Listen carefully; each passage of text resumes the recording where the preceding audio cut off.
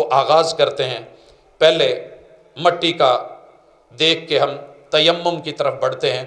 وضو کا تیمم یا غسل کا تیمم دونوں جو ہیں وہ ایک ہیں، ذرا دیجیے یہ بچھا دو۔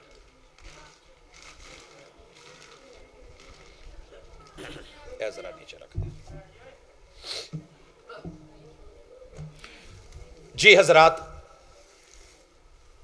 اگر پیچھے کے لوگوں کو نہیں نظر آ رہا، دیکھنا چاہتے ہیں تو کھڑے ہو سکتے ہیں، لیکن ایسے ہے کہ اگلے کھڑے نہ ہوں پھر پیچھے والے تنگ ہوں گے۔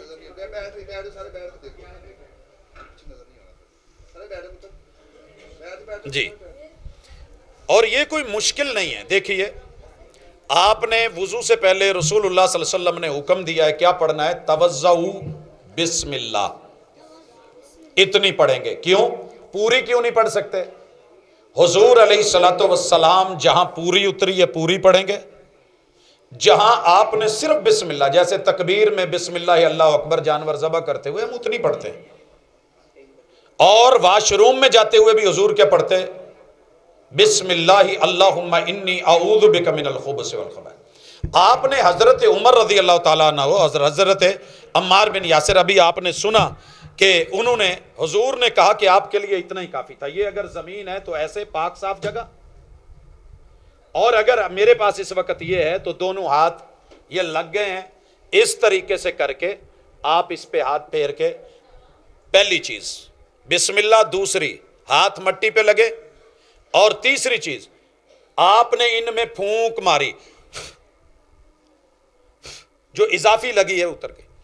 اب نبی کریم علیہ الصلوۃ والسلام نے، صحیح البخاری ابھی آپ نے پڑھا ہے، اور قرآن مجید سورۃ المائدہ کی آیت نمبر 6 کے مطابق آپ نے اسے اپنے چہرے پہ پھیرا،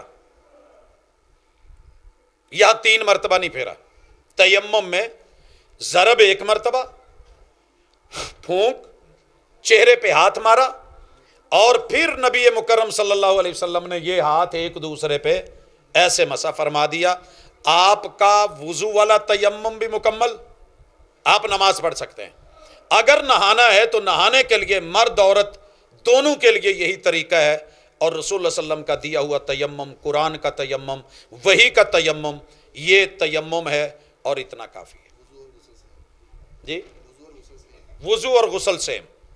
باقی میرے کچھ احباب کا نقطہ نظر ہے، میں سمجھا دوں، اور یہ ہم نے بچپن میں اپنے ددیال یا ننیال سے سیکھا تھا کہ وہ ان کے نزدیک پہلی ضرب لگا کے